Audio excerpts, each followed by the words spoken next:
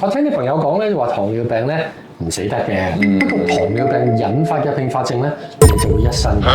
係我哋治療糖尿病，其實真係唔係醫血糖嗰個數字，佢只係一個 number 嚟嘅啫。但係呢一個數字其實亦都會預測將來要面對嘅健康問題有幾多同我聽講過有糖尿眼啦，咩糖尿腳啦，咁點解會係咁咧？我哋早喺20幾30年前咧，就喺中文大學咧跟蹤一啲喺公營醫療系統有糖尿病嘅病人，佢哋大多數都係中年啦，50、60歲啊，糖尿咗都唔係好耐，我哋亦都唔係追蹤咗佢哋好耐，幾年之間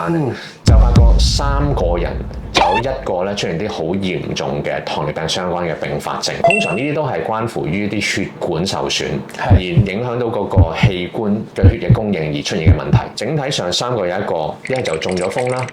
心臟病發啦，可能腎衰竭係需要洗腎啦，